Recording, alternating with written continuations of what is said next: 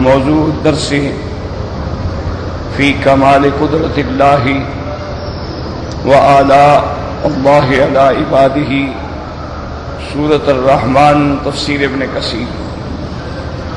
الحمدللہ رب العالمین، والصلاة والسلام علی اشرف الانبیاء وسید المرسلین سیدنا محمد وعلى آلہ واصحابہ اجمعین۔ اللہم صل علی سیدنا محمد وعلى آل سیدنا محمد کما صلیت علی ابراہیم وعلى آل ابراہیم فی العالمین انک حمید مجید۔ اعوذ باللہ من الشیطان الرجیم، بسم اللہ الرحمن الرحیم۔ خلق الانسان من صلصال کالفخار،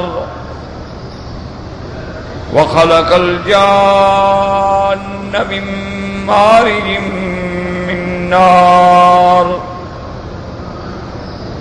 فبأي آلاء ربكما تكذبان؟ رب المشرقين ورب المغربين، فبأي آلاء ربكما تكذبان؟ مرج البحرين يلتقيان بينهما برزخ لا يبغيان، فبأي آلاء ربكما تكذبان؟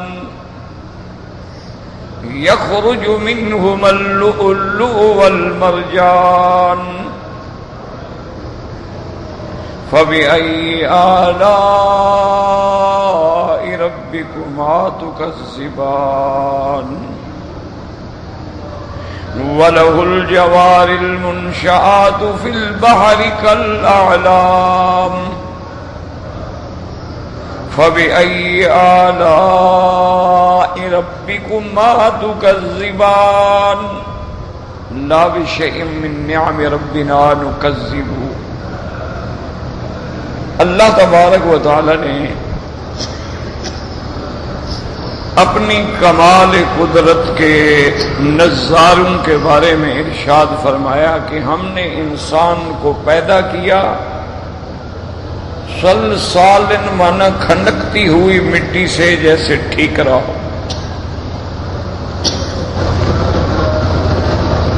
اس لیے میں نے عرض کیا تھا کہ قرآن پاک کے اندر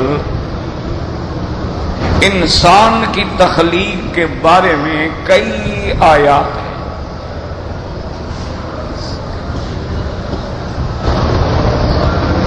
ایک آیت میں اللہ تبارک و تعالی نے فرمایا کہ ہم نے آدم علیہ السلام کو من تراب، خلقہ من تراب، مٹی سے پیدا کیا۔ اور کسی جگہ اللہ نے فرمایا من تین، ہم نے تین سے پیدا فرمایا۔ کسی جگہ اللہ نے فرمایا من سلالۃ من ماء مہین۔ کسی جگہ اللہ تبارک و تعالی نے فرمایا کہ ہم نے انسان کو مادہ منویہ سے پیدا کیا ہے، جو سینے اور پشت کے درمیان سے نکلتا ہے۔ کہ فَلْيَنْظُرِ الْإِنسَانُ مِمَّا خُلِقَ، کہ انسان غور کرو کہ تمہیں کس چیز سے بنایا۔ خُلِقَ مِن مَّاءٍ دَافِقٍ، تم کو ہم نے ایسے پانی سے بنایا جو پانی ٹپک کے نکلنے والا ہے۔ یخرج من بین الصلب والترائب، جو پشت اور سینے کے درمیان سے نکلتا ہے۔ اس میں بھی پھر دو قول ہیں۔ بعض علماء فرماتے ہیں کہ یہ جو مادہ تخلیق ہے یہ مرد کی پشت میں ہوتا ہے اور عورت کے سینے میں ہوتا ہے. اور بعض علماء فرماتے ہیں کہ نہیں، مرد ہو یا عورت ہو، سینے اور پشت کے درمیان سے یہ مادہ نکلتا. اور کسی جگہ اللہ نے فرمایا ہم نے تم سب کو مٹی سے پیدا کیا ہے، منہا خلقناکم، ہم نے تمہیں اسی مٹی سے بنایا. تو یہ ساری آیات کو اگر آپ سامنے رکھیں گے، سمجھیں گے انشاءاللہ، تو پھر تو بات سمجھ آئے گی. اگر آپ ایسے سرسری طور پہ اللہ کے قرآن کو پڑھتے رہیں اور اس میں تدبر نہ کریں، اہل علم سے رجوع نہ کریں، تو پھر صاف بات ہے کہ قرآن صرف زبان جاننے سے سمجھ نہیں آ سکتا. یعنی اگر کوئی آدمی عربی جانتا ہو، وہ سمجھے کہ میں قرآن سمجھ لوں گا، تو یہ صرف زبان سے سمجھ آتا تو مکے والے بھی سمجھ لیتے، پھر اللہ کو نبی بھیجنے کی کیا ضرورت ہے؟ اللہ نے پیغمبر بھیجا اور اس کے ذمے 4 وظیفے لگائے گئے: تلاوت کتاب، تعلیم کتاب، تعلیم حکمت اور تزکیہ. اور جب تک یہ 4 لائنیں جو ہیں، یاد رکھیں یہ متوازی ہیں. اگر یہ 4 میں سے کسی ایک میں بھی کمی آ گئی تو پھر قرآن صحیح سمجھ نہیں آتا، نہ اس پر صحیح عمل ہوتا. ایک آدمی تلاوت کتاب تو کرتا ہے، ثواب ہے، ایک ایک حرف پہ 10 نیکیاں ملتی ہیں، 10 گناہ معاف ہو جاتے ہیں. اور ایک ایک حرف پر، یعنی الف لام میم، یہ ایک حرف نہیں، الف الگ حرف ہے، لام الگ اور میم الگ. تو جس نے الف لام میم پڑھا تو 30 نیکیاں مل گئیں.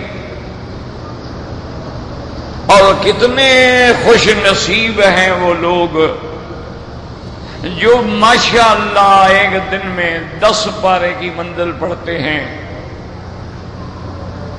اور ایسے بھی اللہ کے اولیاء گزرے ہیں جو قرآن ایک دن میں پورے کا پورا قرآن ختم کر لیتے ہیں. تو اس لیے اب اچھی طرح سمجھیں کہ اللہ نے اصل میں اپنے کمال قدرت کا نظارہ دکھلایا.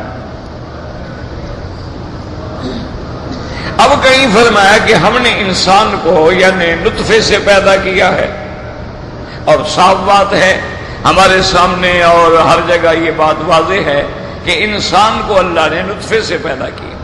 میاں بیوی کا پانی ملا اور اللہ نے انسان بنا دیا. لیکن جب قرآن کہہ رہے ہم نے تم سب کو مٹی سے پیدا کیا ہے، تو اس کو سمجھیں اچھی طرح. بعض علماء فرماتے ہیں کہ تم کو مٹی سے پیدا کرنے کا معنی یہ ہے کہ تمہارا جو باپ ہے آدم، اس کو جو ہم نے مٹی سے بنایا، تو گویا تم سب اس کی اولاد ہو، تو گویا تمہارا اصل بھی وہی مٹی ہے. اور بعض علماء نے فرمایا کہ نہیں، یاد رکھیں کہ اللہ نے ہم سب کو مٹی سے بنایا کہ اسی مٹی سے ہماری غذا آتی ہے، گندم آتی ہے، سبزہ آتا ہے، پھل آتے ہیں، نباتات آتے ہیں. اور اسی سبزے کو ہم کھاتے ہیں، پکاتے ہیں، اس سے جا کر انسان کے معدے میں کیلوس اور کیموس کے مراحل طے کرنے کے بعد وہ خون بنتا ہے، اور جو فضلہ ہے وہ پیشاب اور براز بن جاتا ہے. اور وہ خون جو ہے وہ پھر شرائین میں گردش کرتا، اور اسی خون سے پھر اللہ اس مادہ منویہ کو پیدا فرماتے ہیں. تو گویا ہر چیز مٹی سے آئی. اس لیے اللہ نے فرمایا کہ ہم نے تم سب کو مٹی سے پیدا کیا. اور اسی طرح اللہ اگر چاہتے، یاد رکھو، کسی ایک چیز سے ساری مخلوق کو پیدا کر دیتے تو اللہ کے لیے تو کوئی مشکل نہیں تھا. کیونکہ وہاں تو صرف ارادہ ہے اور حکم ہوا اور ہو گیا. وہاں اللہ کی ذات اور قدرت جو ہے وہ اسباب کی محتاج نہیں ہوتی. اسباب کے محتاج ہم ہیں کہ ہم ہر چیز کے لیے اسباب پیدا کریں گے، اور خالق کے اسباب بھی اللہ کی ذات ہے، لیکن اللہ تو محتاج نہیں. وہاں تو صرف اتنا ہوتا ہے انما امرہ اذا اراد شیئا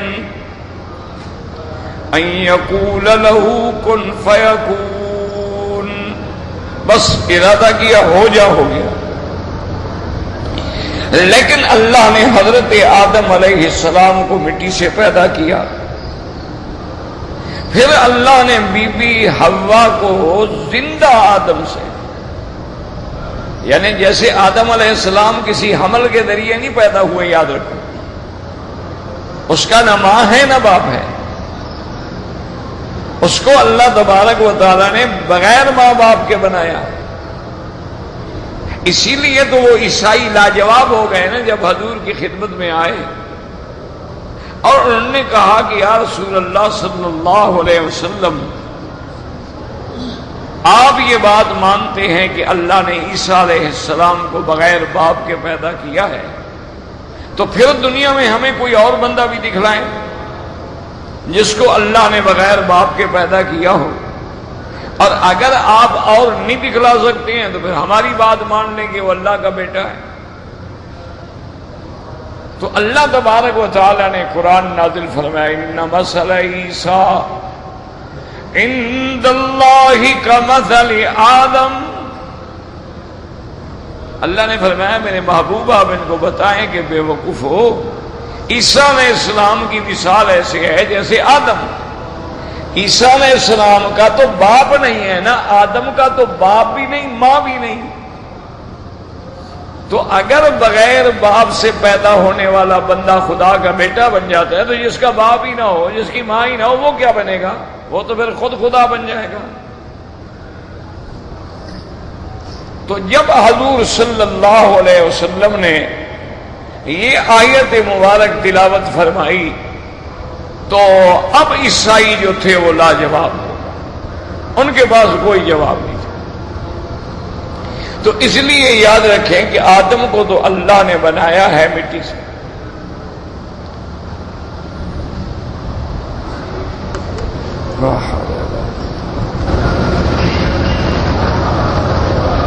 تو یہی کام تھوڑا پہلے کر لیا کرو، کوئی آسمان تو نہیں گر جائے گا نا. روز ایک نیا سیل ڈال دو، کیا فرق پڑے گا؟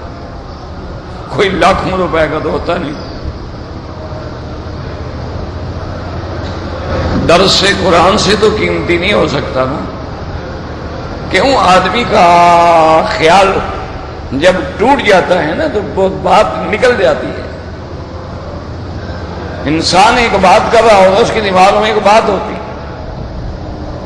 اب آگے ایک عجیب بات پیش آ گئی، دماغ متحیر ہو گیا، انسان ہے.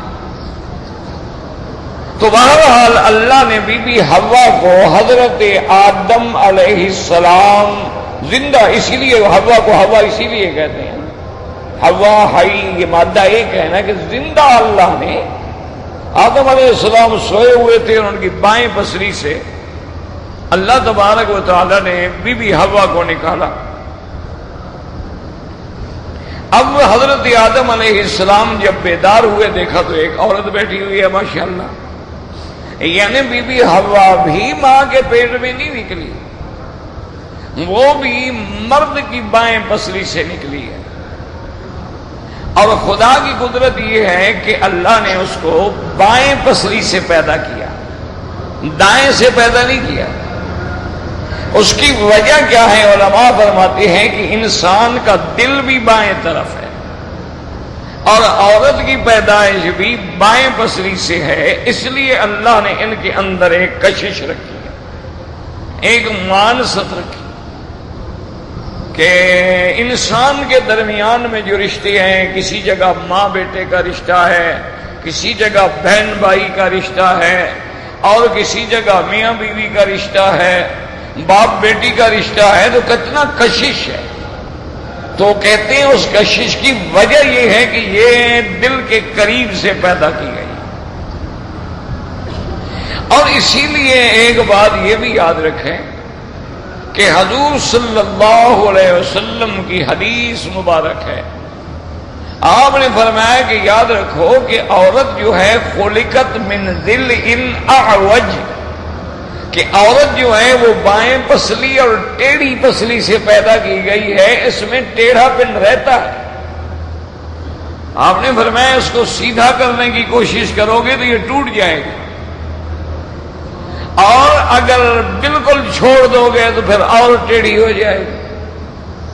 تو اس لیے حضور پاک نے فرمایا کہ ہر آدمی کو چاہیے کہ اپنے گھر والوں پہ نظر بھی رکھے، اپنی اولاد پہ نظر بھی رکھے، اور تاکہ وہ ایک نظم میں قائم رہ سکے۔ اگر تم نے ڈھیلا چھوڑ دیا وہ اور ٹیڑھے ہو گئے، اگر آپ نے سختی کی تو ٹیڑھا پن ٹوٹ گیا۔ تو یہ عورت کی ایک نیچر ہے جو کبھی تبدیل نہیں ہو سکتی۔ اسی لیے حضور صلی اللہ علیہ وسلم نے فرمایا کہ یا معاشر النساء تصدقنا، کہ اے عورتوں کی جماعت تم زیادہ صدقہ خیرات کیا کرو۔ آپ نے فرمایا میں نے دیکھا ہے کہ جہنم میں زیادہ جانے والی عورتیں، تو لہذا ان کو بھی چاہیے کہ وہ اپنے آپ کو سنوارنے کے لیے، اپنے آپ کو بنانے کے لیے تعلیمات قرآنی پہ اور تعلیمات نبوی کا تعلق پیدا کریں۔ اور اسی لیے حضور پاک نے فرمایا کہ عورت کی یہ ایک فطرت میں ہے انہن یکفرن العشیرہ، یہ اپنے گھر والے کے ہر احسان کا انکار کرتی۔ مثلاً ایک آدمی ہے، وہ بیچارہ اپنا گھر بناتا ہے، اپنا نان نفقہ خرچہ سارا دن مزدوری کرتا ہے، کوئی ریڑھی کھینچ رہا ہے، کوئی دکان پہ کھڑا ہے، کوئی ٹھیلا لگا رہا ہے، کوئی سر پہ ٹوکرے رکھ کے بیچ رہا ہے۔ ساری خدمت کے باوجود اگر کوئی بات کرے گا تو بیوی فوراً تڑپ کے کہ تم نے میرے لیے کیا کیا۔ اگر وہ یعنی ایک منٹ میں اس کے سارے احسانات کا انکار ہو جائے تو یہ فطرت ہے عورت کی کہ انہن یکفرن العشیرہ، کہ وہ اپنے گھر والوں کا انکار کرتی ہیں اور اس کے احسانات کا شکر نہیں ادا کرتی۔ وہ یہ نہیں مانے گی بس نا آپ نے اس کو زیور بنا کے دیا ہے، تو حالانکہ صاف بات ہے کہ زیور تو عورت نے پہننا ہے نا، اپنے خاوند نے تو نہیں پہننا۔ لیکن اگر وہ کبھی کہہ دے دیکھو میں نے تمہارے لیے کتنا قیمتی جڑاؤ سیٹ بنایا ہو گیا کہ میرے لیے تھوڑا بنا ہے، تم نے اپنا ناک رکھنے کے لیے بنایا ہے کہ جب میں پہن کے جاؤں تو لوگ کہیں فلاں کی بیوی ہے، تو میرے لیے آپ نے تھوڑا بنایا، فوراً انکار۔ اسی طرح اگر آپ نے گھر بنا کے دیا ہوگا میرے لیے تھوڑا بنا، اپنے بچوں کے لیے بنایا، کل تیرے بچے کہاں پھریں گے۔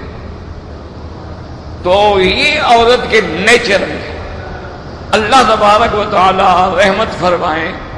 اور حضور نے ایک بڑی عجیب بات فرمائی، آپ نے فرمایا کہ انہن یغلبن الکریم ویغلبہن اللئیم، عورت ایک ایسی جنس ہے کہ شریف آدمی پہ تو یہ سوار ہو جاتی ہے، اور کمینہ خامد ہو تو وہ اس پہ سوار ہو جاتا ہے۔ یعنی کمینے آدمی جو ہیں وہ تو ٹھیک ٹھاک دبا کے رکھتے ہیں نا، ان کے آگے تو مجال ہے کہ ذرا بات بھی کر سکے، پتا ہے کہ میں نے بات کی اور ڈنڈا آیا۔ اور شریف آدمی کے سر پہ چڑھ جائے تم نے یہ کیا اور تم نے یہ کیا۔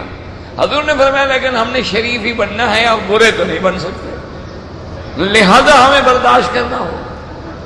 تو اس لیے مانا یہ ہے بات سمجھنے کا کہ اللہ نے آدم کو مٹی سے پیدا فرمایا اور کیسا انسان بنایا، ایک ایسی شکل دی ہے کہ اللہ فرماتے ہیں وَصَوَّرَكُمْ فَأَحْسَنَ صُوَرَكُمْ، میں نے تمہیں شکل دی اور سب سے بہتر شکل، کہ دنیا میں کوئی حیوان انسان کا مقابلہ نہیں کر سکتا۔ اب دیکھیں بڑے سے بڑے طاقتور جانور ہیں، شیر ہے، لیکن سب گردن جھکا کے پانی پیتے ہیں۔ یہ اللہ نے انسان کو دیا ہے کہ ہر چیز اٹھا کے پیو گے، تم نے صرف میرے آگے جھکنا ہے، تم پانی کے لیے نہیں جھکو گے، تم کھانے کے آگے نہیں جھکو گے، تم گھاس چرنے کے لیے نہیں جھکو گے، میں نے تمہیں اونچا دیا ہے، میں نے تمہیں اونچا کیا ہے کہ تم صرف میرے آگے جھکو۔ تو اللہ تبارک و تعالی نے انسان کو عظیم شکل دی، پھر انسان کو مجموعہ عالم بنا دیا۔ کیا مانا کہ جو چیزیں پوری دنیا میں ہیں وہ ایک انسان کے اندر بھی۔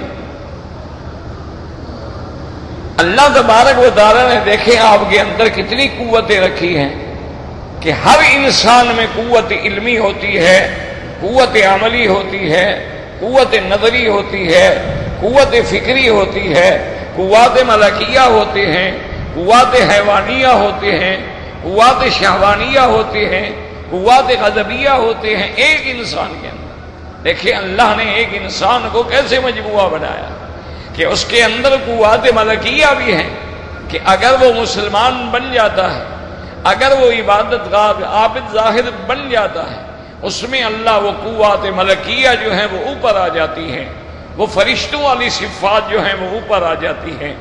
اب وہ روزانہ ماشاءاللہ روزہ رکھ رہا ہے، بھئی کیا مصیبت ہے اس کو، انا للہ و انا ایک معروض لے کے بھیج دیں کہ سیٹ خراب ہیں، مہربانی کر کے کوئی اچھا رکھا جائے۔ لا حول ولا قوت الا باللہ۔ چلانے والا چلا کے اپنا کیا ماشاءاللہ۔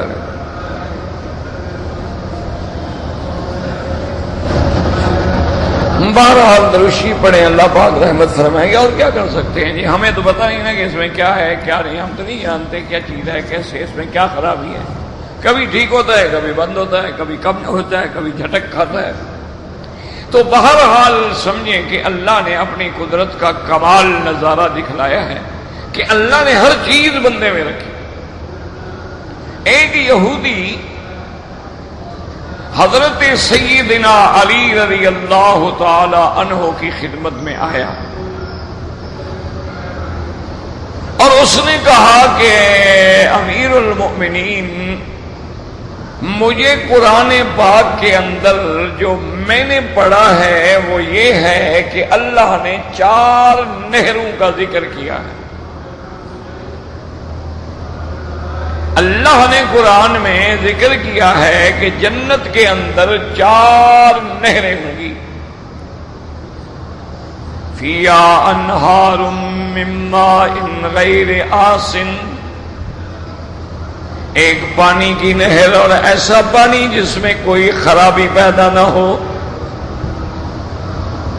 اور فرمایا اور ایک نہر اللہ نے فرمایا من خمر لذت للشاربین، شراب کی نہروں۔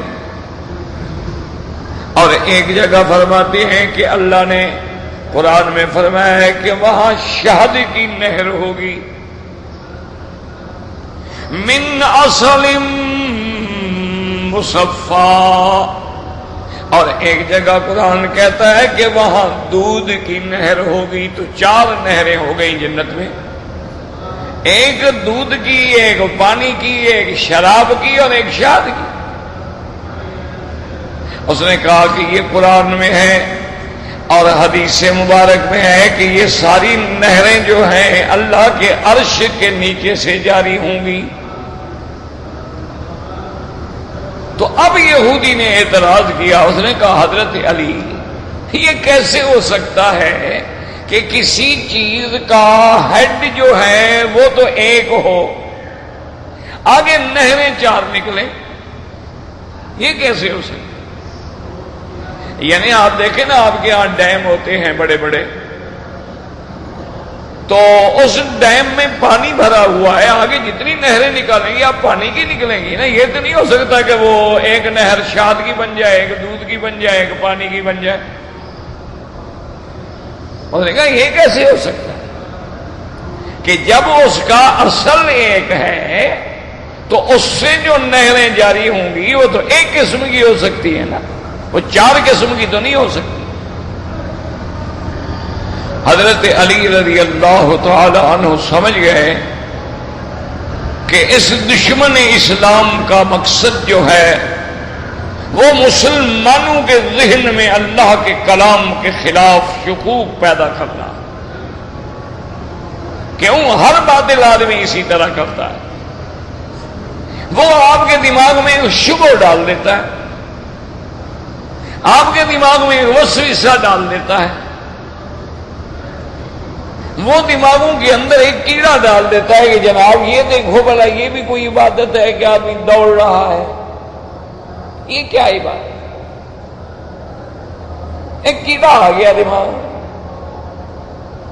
ہم نے کہا جناب یہ کوئی عجیب عبادت ہے کہ آدمی جو ہے وہ دوڑ رہا ہے. حالانکہ ان کے پیغمبر نے تو منع کیا ہے کہ نماز کے لیے آ رہے ہو اور تمہیں خطرہ ہے کہ نماز نکل جائے گی 1 رکعت 2 رکعت، تو دوڑ کے نہ ہو، آرام سے آؤ، جتنا مل جائے مل جاؤ، جو بچ جائے پوری کر لو، دوڑو نہیں. اور ادھر جناب یہ دوڑ رہے ہیں، انہوں نے کہا یہ کمال ہے جناب، یہ عجیب حج ہے، کبھی ادھر دوڑ رہے ہیں، کبھی ادھر کنکریاں مار رہے ہیں، کبھی رات کو ایک میدان میں پڑے ہیں. وہ کہتے یہ کیا ہے یار؟ تو دماغ میں کیڑا آ گیا. جب دماغ میں آدمی کی کیڑا پیدا ہو گیا تو اب وہ پھر اس ذوق جو تھا نا وہ ختم ہو گیا. وہ جو اس کے دل میں ایک تڑپ تھی کہ میں کعبے میں جاؤں گا، میں طواف کروں گا، میں رمل کروں گا، میں صفا مروہ میں جا کے دوڑوں گا، میں صفا سے مروہ پہنچوں گا، مروہ سے صفا آؤں گا، وہ جو ذوق تھا وہ ختم ہو گیا. تو شیطان جو ہے نا وہ اسی طرح تشکیک پیدا کرتا. اب اللہ تبارک و تعالیٰ کے بندے، اگر آپ غور کرو کہ اللہ نے اگر صرف دوڑانے کا حکم ہی دینا تھا تو ہر کسی کو کہہ دیتے بھی پاکستان والے پاکستان میں دوڑو، ہندوستان والے ہندوستان میں دوڑو، بنگلہ دیش والے جا کے بنگلہ دیش میں دوڑیں، کشمیر والے کشمیر میں دوڑیں، بس وہاں دوڑ لیا کرو، بس بات ہو گئی. ایک خاص جگہ بلانے کے لیے ایک خاص مقام متعین کرنے میں ہی تو حکمت تھی. اور پھر اللہ تبارک و تعالی نے ہر چیز میں 7 کا عدد رکھ دیا کہ سب چکر ہیں تو 7 ہیں، صفا مروہ میں دوڑیں گے تو 7 ہیں. تو یہ تو ایک خاص حکمت ہے، ورنہ اللہ میاں کو تمہارے دوڑنے یا نہ دوڑنے سے کیا فائدہ ہے جی؟ آپ دوڑیں تو کیا فائدہ ہے، نہیں دوڑیں گے تو کیا نقصان ہے؟ اسی کو عام بندہ جو ہے وہ سمجھ نہیں سکتا. عام آدمی کے لیے نعوذ باللہ اللہ کا کعبہ بھی ایک کوٹھا ہے، ایک کمرہ ہے، اس پہ غلاف ڈال دیا گیا بس. لیکن جن لوگوں کو اللہ نے بصیرت بھی عطا فرمائی ہے وہ بتلاتے ہیں کہ اس گھر پہ اللہ کی رحمتوں کا ایسا نزول ہوتا ہے، اس گھر میں 1 سیکنڈ کے اندر ہزاروں اللہ کی تجلیات کا ورود ہوتا ہے. اس لیے ان کی جب کعبۃ اللہ پہ بھائی اس کو کیا مصیبت ہے میاں، اس کو ٹھیک کرو، اللہ عالم تار میں ہے کس میں ہے خدا جانے گا. یہ بدلا ہے اس نے، بدلنے کے بعد بھی یہی حال ہے. بھائی اس کی تار جو ہے نا اس کو دیکھو کہیں وہ ہل جاتی ہے تو آواز کٹ جاتی ہے. اب اللہ عالم ہم تو وہی سمجھتے نہیں ہیں. تو بہرحال اب سمجھیں کہ اللہ تبارک و تعالی نے اس گھر کی تو ایک تاریخ ہے. یہ تو وہ گھر ہے کہ جب آدم علیہ السلام نے طواف کیا تو دل میں خوش ہونے لگے کہ میں اللہ کے گھر کا طواف کر رہا ہوں. اللہ نے فرمایا جبرائیل آدم کو بتلاؤ تیرے پیدا ہونے سے بھی ہزاروں سال پہلے طواف ہو رہا ہے. تو اور ایسا گھر آپ کہاں سے لائیں گے کہ جو آدم سے پہلے بھی طواف ہو؟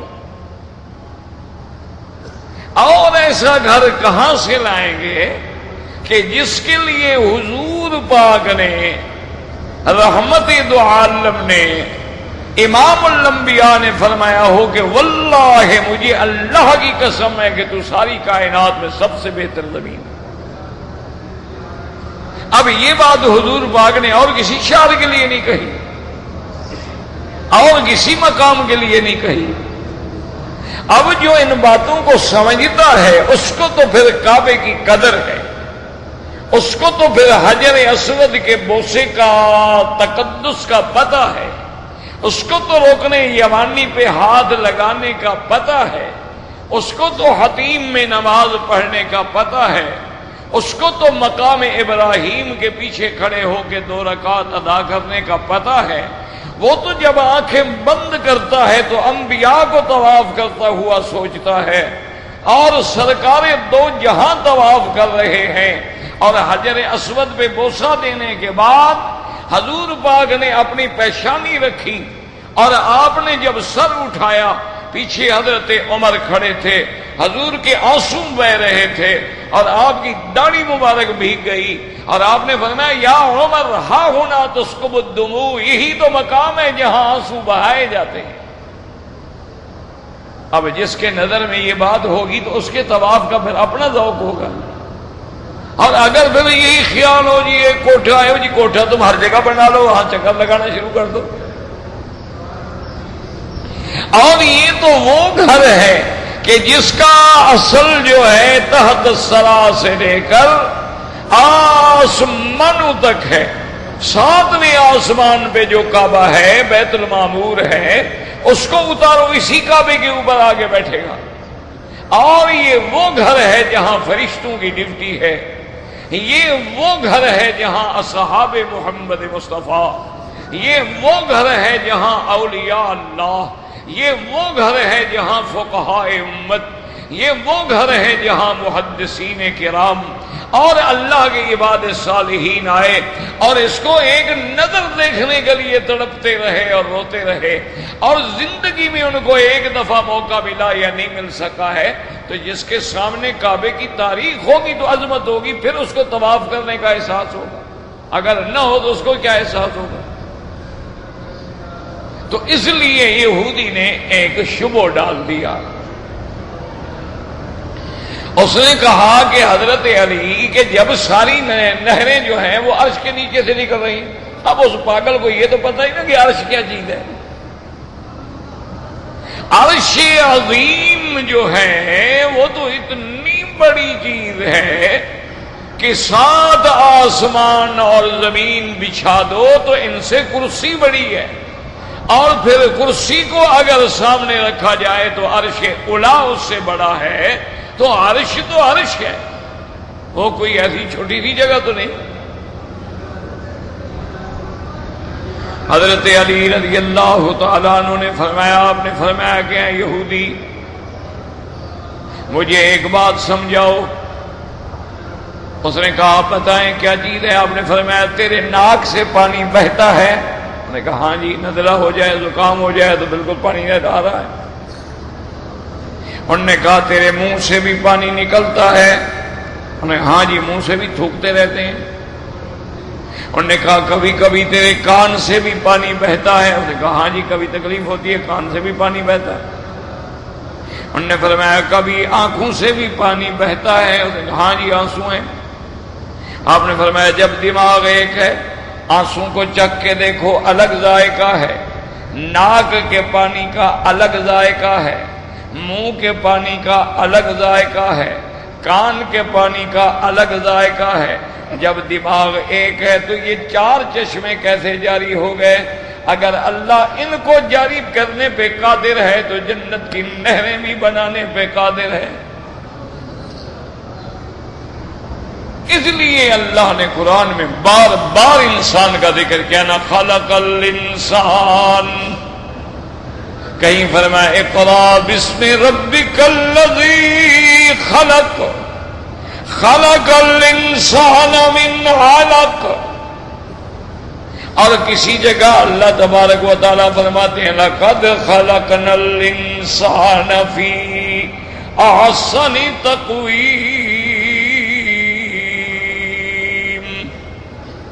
اور اس جگہ اللہ فرماتے ہیں خَلَقَ الْإِنسَانَ مِنْ صَلْصَالٍ کالفخار، تو اللہ چاہتے تو مٹی سے پیدا کر دیتے۔ اللہ نے کمال قدرت دکھلایا، میں چاہوں تو آدم کو مٹی سے پیدا کر دوں، بغیر ماں باپ کے پیدا کر دوں، میں چاہوں تو حوا کو مرد ہے بغیر عورت کے پیدا کر دوں، اور اگر میں چاہوں تو عیسیٰ علیہ السلام میں عورت ہے بغیر مرد کے پیدا کر دوں، اور میں چاہوں تو مخلوق کو جوڑے سے پیدا کر دوں، میری مرضی ہے۔ یخلق ما یشاء،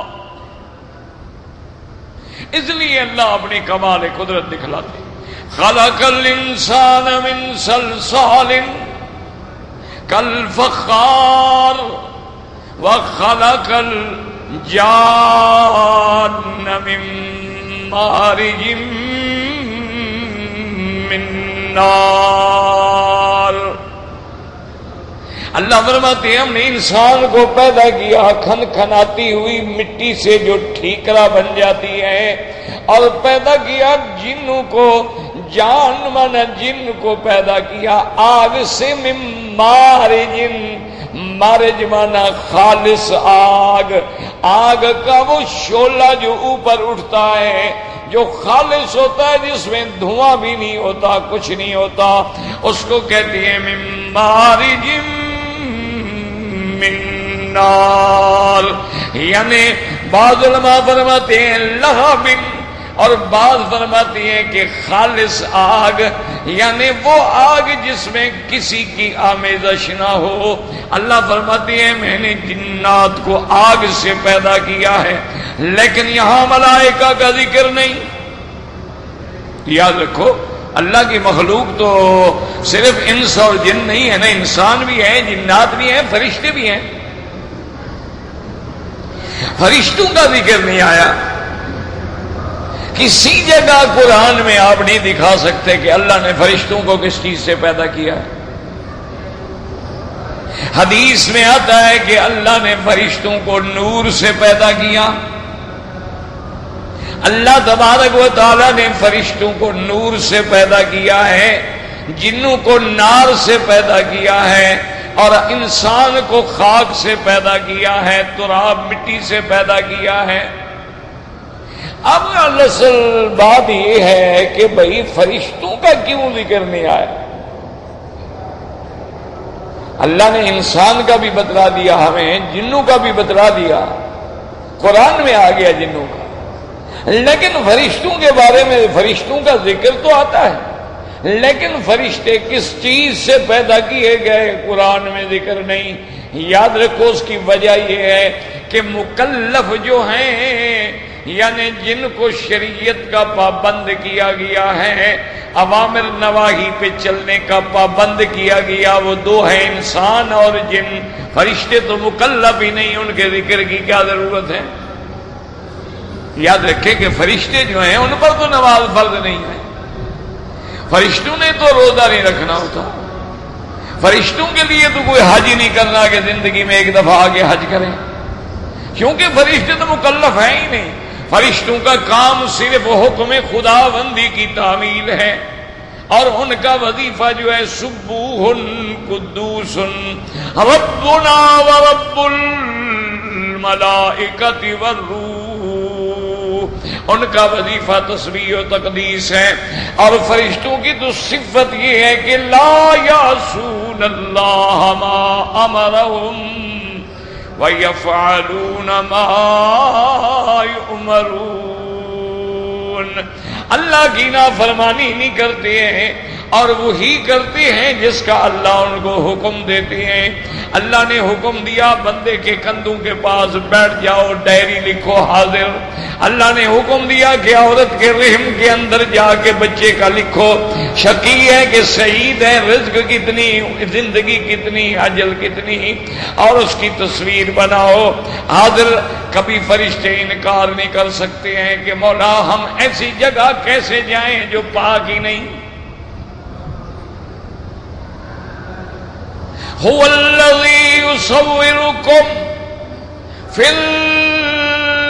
الارحام کیف یشاء. اچھا انسان گناہ کر رہا ہے فرشتے لکھ رہے ہیں، نیکی کر رہا ہے فرشتے لکھ رہے ہیں، لیکن مکلف نہیں. مکلف صرف انس ہے، مکلف جو ہیں وہ صرف جن ہیں.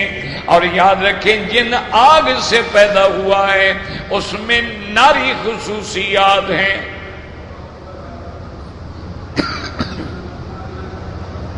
اسی لیے علماء کہتے ہیں کہ جنوں کے اندر ایک ایسی ناری قوتوں کا اثر ہوتا ہے.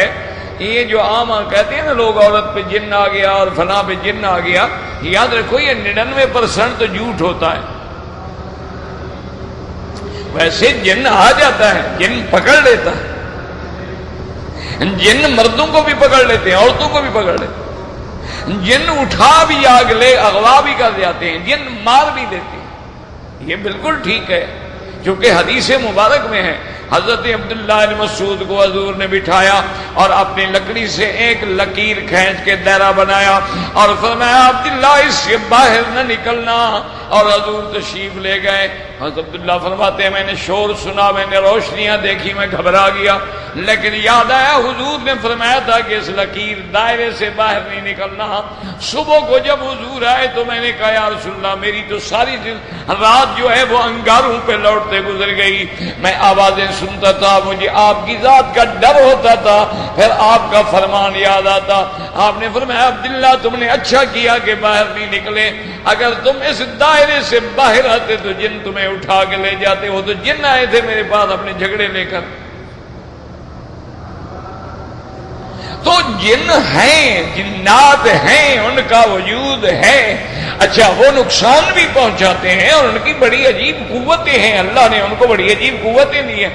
وہ شکل بھی بدل لیتے ہیں، کبھی انسان بن جاتے ہیں، کبھی وہ سانپ بن جاتے ہیں، کبھی بچھو بن جاتے ہیں، کبھی بکری بن جاتے ہیں، کبھی گائے بن جاتے ہیں. ان کو شکل بھی بدل، اور طاقت ان کے اندر اتنی ہے کہ حضرت سلیمان نے جب کہا تھا ملکہ سبا کا تخت کون لائے گا، قال عفریت من الجن. تو وہ جو جنوں کا سرکشتر نے کہا حضرت مجھے حکم دے میں لے آتا ہوں اتنی دیر میں، جتنی دیر میں آپ کی مجلس ہوتی ہے. یعنی اتنی طاقت ہے کہ یمن سے اتنا بڑا شاہی تخت اٹھا کے شام لے آؤ. تو جنات تو ہیں. اچھا پھر یاد رکھیں جنات کے اندر مومن بھی ہیں، مسلمان بھی ہیں، صحابی بھی ہیں، تابعین بھی ہیں، علماء بھی ہیں، مجتہدین بھی ہیں، محدثین بھی ہیں، فقہا بھی ہیں. اور جنوں کے اندر اسی طرح پھر شیاطین بھی ہیں، افارید بھی ہیں. ان کے اندر برے بھی ہیں، اچھے بھی ہیں. اللہ کے قرآن نے بتایا وَأَمَّا الْقَاسِطُونَ فَكَانُوا لِجَهَنَّمَ حَطَبًا. ان میں کافر مومن سب ہیں. اچھا علماء نے یہ بھی تحقیق کی ہے کہ آج دنیا کے اندر جو انسانوں میں فرقے ہیں کہ جناب یہ اہل سنت ہیں، یہ شیعہ ہیں، یہ رافضی ہیں، یہ خارجی ہیں، یہ کرامیہ ہیں، یہ جہمیہ ہیں، یہ قدریہ ہیں، یہ جبریہ ہیں، یہ مشبہ ہیں، یہ سارے فرق ضالہ ہیں، یہ منکرین حدیث ہیں، یہ قادیانی ہیں، یہ منکرین معجزات ہیں، یہ منکرین شان انبیاء ہیں. جتنی قسمیں انسانوں میں ہیں وہ ساری کی ساری جنوں میں بھی ہیں.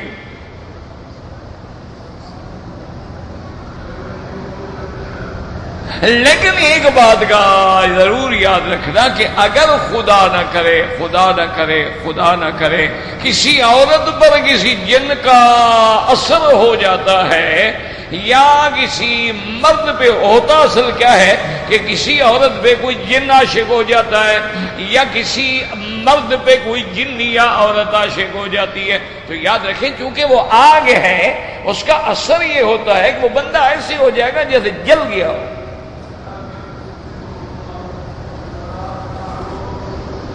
یہ جو ایسے بال کو گھماتی ہیں اور سر مارتی ہیں اور یہ میک اپ سنگار کرتی ہیں، کوئی جن شن نہیں ہوتا ہے، ان کو اپنا کوئی بھوت چمڑا ہوا ہوتا ہے، اس کے لیے یہ سارے بہانے بناتی ہیں.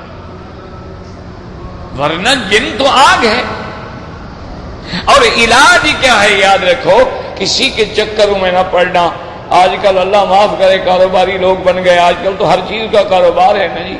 آج تو ٹی وی پہ بیٹھے ہیں نا، جن نکالنا، بھوت نکالنا ہو، غلام بنانا ہو، بیوی کو راضی کرنا ہو، نکالنا ہو، طلاق. ایک ہی آدمی سارے کام کر رہا ہے، طلاق بھی دلوا رہا ہے، نکاح بھی کروا رہا ہے، سارے کام کر رہا ہے. اور 2 منٹ میں استخارہ کر کے بتا بھی رہا ہے کہ تمہارا کام یہ ہے اور تمہارا کام یہ. سارے اللہ معاف کرے دجال ہیں، ان کا کوئی دین اسلام سے تعلق نہیں. علم غیب جب اللہ کے سوا کوئی نہیں جانتا ہے تو یہ کیسے 2 منٹ میں ہمیں بتا سکتے ہیں؟ یہ دجال ہیں یاکلون اموال الناس بالباطل، لوگوں کے مال کھانے کے لیے مختلف بہانے بنائے ہوئے ہیں. یاد رکھو جن کو اللہ نے کوئی نعمت دی ہوتی ہے وہ ٹیلی ویژن پہ آ کے نہیں لوگوں کو گمراہ کرتا، اس کو تو لوگ ڈھونڈتے رہتے ہیں، وہ ملتا ہی نہیں. اللہ والے جو ہیں وہ تو اپنی کرامات کا کبھی اظہار ہی نہیں کرتے. کوئی اور آدمی بھی آ کے کہہ دے تو وہ کہتے ہیں بابا دھوکھا لگا ہوگا تمہیں، میں تو گناہگار آدمی ہوں. کوئی آدمی آ کے ان سے کہے کہ جی میری بیعت کر رہے ہو، کہتے ہیں اللہ کے بندے کسی اللہ والے کی جا کے بیعت ہو، میری بیعت ہوتے میں تو خود گناہگار آدمی ہوں. وہ تو جان چھڑاتے ہیں کہ یہ لوگ میرے پاس نہ آئیں تاکہ اتنی دیر میں اپنے اللہ کے ساتھ گزاروں. وہ یہ تھوڑا کرتے ہیں کہ ٹی وی پہ بیٹھے ہیں اور اشتہار دے رہے ہیں اور ہاتھ دیکھ رہے ہیں اور نام پوچھ رہے ہیں. یاد رکھنا جو آدمی تمہیں کہے نا کہ اپنا نام بتاؤ اور ماں کا نام بتاؤ، سمجھ جانا کہ یہ قرآن والا نہیں ہے، یہ سحر والا ہے، جادو والا ہے، فراڈ والا ہے. ورنہ ہر آدمی کے باپ کا نام لکھا جاتا ہے، ماں کا نام نہیں لکھا جاتا. ایک پوری نشانی دماغ میں رکھ لو. جب کہے نا جی اچھا آپ کا نام، پھر آپ کی ماں کا نام کیا ہے؟ ماں کا کیوں بھائی؟ قرآن کہتا ہے باپ کے نام کے ساتھ پکارو. تم اچھے عالم ہو، مولوی ہو، ماں کا نام پوچھ رہے ہو، تمہیں ماں کے نام سے کیا ہے؟ اور جیسے جاہلوں نے بنا رکھا ہے کہ قیامت میں ماں کے نام سے پکارا جائے گا، یہ 101% جھوٹ ہے. صرف عیسیٰ ابن مریم کو ماں کے نام کے ساتھ پکارا جائے گا چونکہ ان کا باپ کوئی نہیں. ورنہ یہ قرآن کا حکم ہے ادعوہم لآبائہم، سب کو ان کے باپ کے نام کے ساتھ پکارو. حتیٰ کہ شریعت یہ کہتی ہے اگر تم نے کسی کو بیٹا بنایا ہے اس کے بھی باپ کا نام لو، تم اپنا نام نہیں لگا سکتے ہو. اس لیے حضور نے جس کو حضرت زید کو بیٹا بنایا تھا اور صحابہ زید ابن محمد کہتے تھے، حضرت محمد مصطفیٰ کا بیٹا ہے، اللہ نے فرمایا میرے نبی منع کر دو ان کو، زید آپ کا بیٹا نہیں، زید حارثہ کا بیٹا ہے، اس کو وہ اپنے باپ کے نام کے ساتھ پکارا جائے. ہمارے ہاں تو روز نئے مسئلے ہیں نا جی. تو یاد رکھیں کہ اگر خدا نہ کرے خدا نہ کرے خدا نہ کرے کسی بندے پر یا عورت پہ یا مرد پہ یا گھروں میں بھی قبضہ کر لیتے ہیں تو اس کا سب سے بڑا علاج یاد رکھ لو سورۃ البقرہ ہے. کسی پیر فقیر مولوی کے پاس جانے کی ضرورت نہیں، کسی کے دکھے شوکے میں نہ آنا. کہتے ہیں نا جی فلاں بزرگ کے جنات تابع ہیں، ان کو کیوں نہیں کہتے کسی یہودی کی گردن موڑ کے توڑ دیں؟ وہ جن ہمارے مارنے کے لیے رکھے ہوئے ہیں. کافروں کو کچھ نہیں کہتے. یہ عجیب جن ہے. ایک ہی علاج ہے یاد رکھو، جس آدمی پر اثر ہو ٹیپ ریکارڈ میں کیسٹ لگا کر ہیڈ فون لگا کے سورۃ البقرہ سنے، گھر میں سورۃ البقرہ پڑھی جائے، سورۃ البقرہ پانی پہ دم کر دیں، اس کو غسل کرائیں، پانی ڈالیں اور اپنے گھر کے ہر کمرے میں اگر خود نہیں پڑھ سکتے ہو ٹیپ لگا دو، سورۃ بقرہ چلتی رہے. انشاءاللہ 7-8 دن میں سب جادو شادو سب جن اڑ جائیں گے. سورۃ البقرہ پڑھنے سے شیاطین اس گھر کے قریب بھی پھر نہیں آئیں گے. اور کسی چیز کی تمہیں ضرورت نہیں ہے. اور اگر کوئی میرا طالب العلم بھائی ہے تو ایک حدیث مبارک میں بھی آتا ہے، شاید وہ کسی کتاب میں آپ کو مل جائے، حضور پاک کا خط مبارک ہے جنات کے نام، اور میرا خیال ہے وہ زجاجۃ المصابیح میں یا مشکات المصابیح کی کسی شرح میں کسی جگہ آپ دیکھیں انشاءاللہ، اس میں یا ایک کتاب ہے علامہ بیہقی کی دلائل النبوہ، اس کتاب میں بھی میرا خیال آتا ہے کہ وہ ہے، وہ حضور پاک نے خط لکھا تھا جنوں کو، وہ خط جو ہے لکھ کے گھر میں لگا دو سب جن بھاگ جائیں، کوئی چکروں شکروں میں نہ پڑو۔ یہ جو ہے نا میرا بھائی، یہ تو غدار ہیں، یاکلون اموال الناس بالباطل، کہ جناب میں نے توحید لکھنا ہے، اور لکھنا ہے عنبر سے، لکھنا ہے زعفران سے، اور پھر میں نے جناب یہ ہے کہ موکلوں کو بھی کھلانا ہے، اس کے لیے بھی کچھ بکرے، کچھ مرغے، کچھ گھی، کوئی چیزیں، تو انشاءاللہ 2-5-6 ہزار کا نسخہ تو اسی زعفران اور عنبر میں ہو گیا نا۔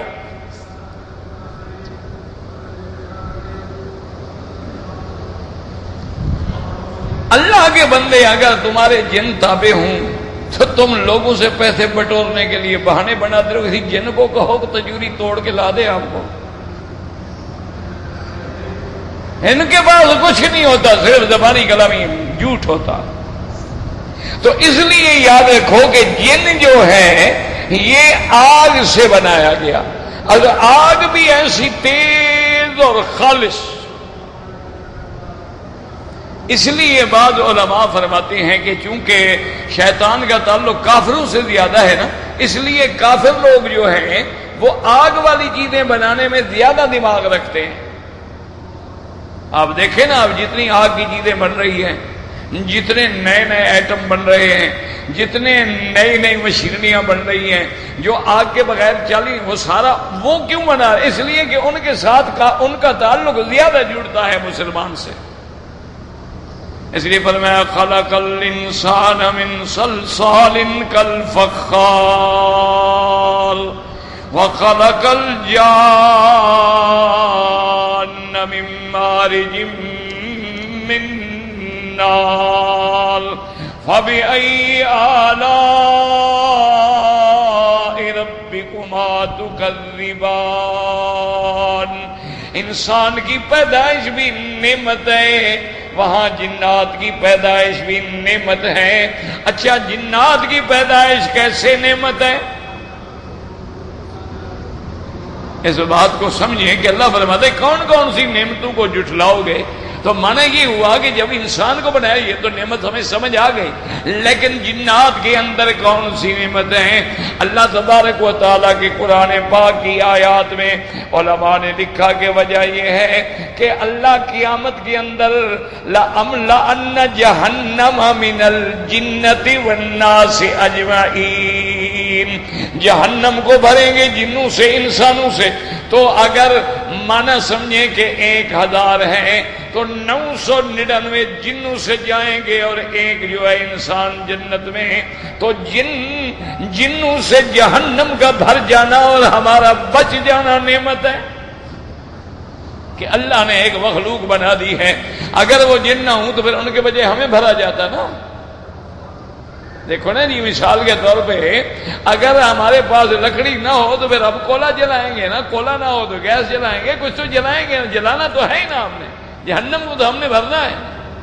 تو اگر انسانوں سے بھری جاتی ہے، اللہ معاف کرے، اللہ معاف کرے، اللہ ہمیں ہر کلمے پڑھنے والے کو جہنم سے بچائیں اور جنت نصیب فرمائیں۔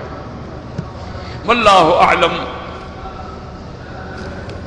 بھائی مہربانی کر کے کل ایک معروض لکھ کے وہ شیخ کو دے دیں دفتر میں کہ یہ جو مائکروفون سیٹ ہے بالکل خراب ہیں اور روزانہ ان میں مشاکل پیدا ہوتے ہیں، اب وہ چلانے والے غریب وہ کیا کریں؟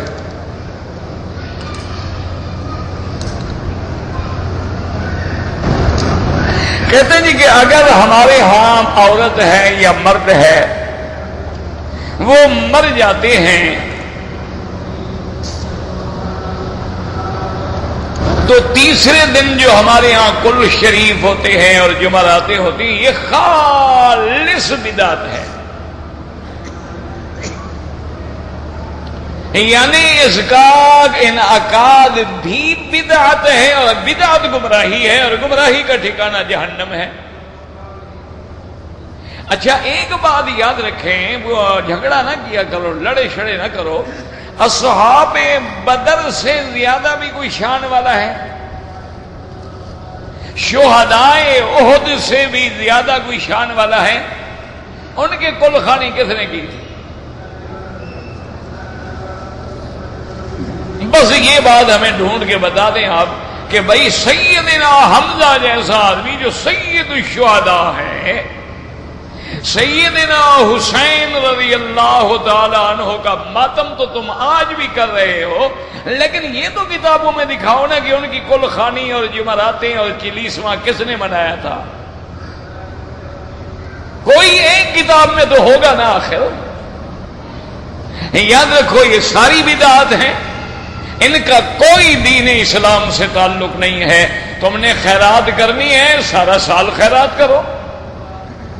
تم نے خیرات کرنی ہے اپنے ماں باپ کے لیے، ہر مہینے میں خیرات کرو، کوئی منع نہیں کرتا، لیکن یہ جو رواج بن گیا ہے، اچھا پھر مرنے والا مر گیا، اب جو خیرات ہوگی اس کی جائیداد سے ہے یا ہمسائے کر رہے ہیں؟ اگر اس کی جائیداد سے ہے تو جائیداد تو وارثوں کی ہے، جب تک سارے وارث راضی نہ ہوں اس میں تصرف حرام ہے۔ یہ تو لوگوں نے بھائی اصل بات یاد رکھو۔ ویسے بھی میرے ساتھ مولوی میری برادری اپنی ناراض بڑی ہوتی ہے، وہ کہتی ہے کہ آپ ایسے مسئلے بیان کرتے ہیں، ہمارا پیٹ کاٹتے ہیں۔ اصل یہ شریعت کا مسئلہ نہیں ہے، مولوی کے پیٹ کا مسئلہ ہے۔ اس کی وجہ یہ ہے کہ تم نے بھی تو کبھی مولوی کی عزت نہیں کی، خدمت نہیں کی، تو اب مولویوں نے بھی تو روٹی کھانی ہے، ان کے بھی بچے ہیں، انہوں نے کہا اچھا ٹھیک ہے، تیسرے دن کل شریف، پھر 7 جمعراتیں شریف، پھر 40واں شریف، اتنے میں محلے میں اور بھی تو کوئی شریف مر جائے گا نا، ہمارا کام تو چلتا رہے گا۔ یہ مولوی کے پیٹ کا مسئلہ ہے، شریعت اسلام کا کوئی مسئلہ نہیں۔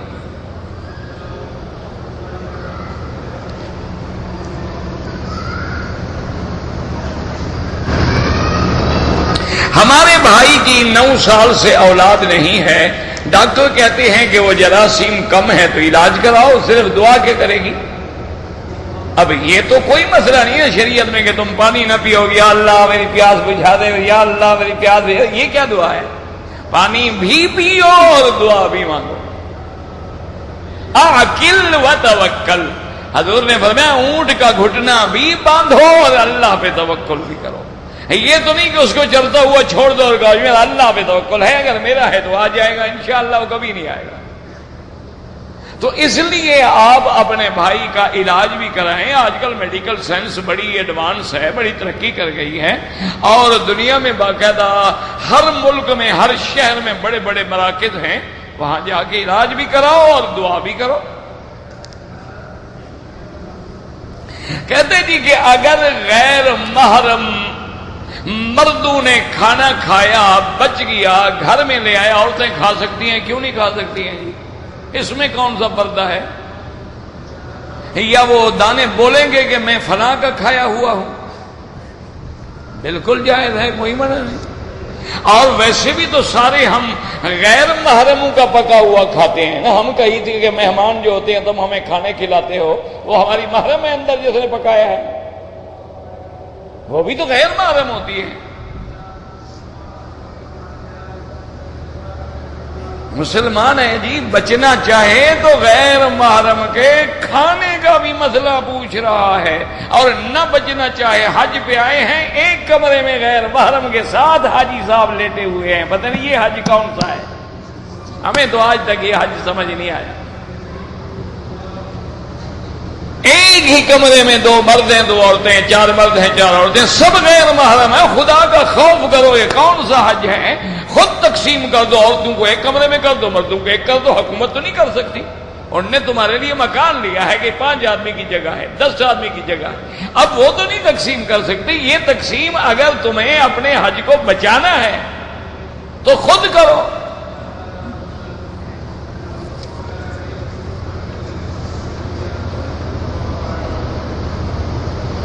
کہتے جی کہ اگر کوئی آدمی حرم کے حدود سے باہر رہتا ہے اور روزانہ اس کو حرم میں آنا ہے جانا ہے کام ہے، کوئی بات کوئی پابندی نہیں، آئے جائے بالکل کوئی احرام نہیں۔ کہتے ہیں جی کہ جو لوگ مکہ مکرمہ میں ملازمت کرتے ہیں لیکن روزانہ جدے سے آتے اور جاتے ہیں، نماز اگر راستے میں ہوگی تو قصر ہوگی۔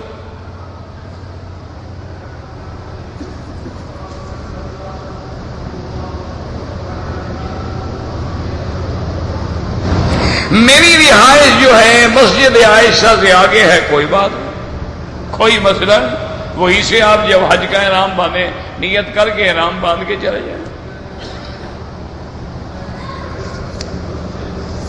ایک ہی آدمی لکھ رہا ہے، پرچی بھی ایک جیسی، قلم بھی ایک جیسی۔ مکے میں جو لوگ رہتے ہیں ان کو عمرہ کب کرنا چاہیے؟ سال میں 5 دن نہ کرے، باقی جب مرضی آئے کرے۔ 5 دن جو ہے 8 سے 13 تک وہ حج کے دن ہے، ورنہ سارا سال عمرہ جائز ہے۔ ہاں جو لوگ مکے میں رہتے ہیں اور اس سال حج بھی کرنا چاہتے ہیں ان کے لیے افضل یہ ہے کہ عمرہ نہ کریں، تاکہ ان کا حج جو ہے حج افراد ہو۔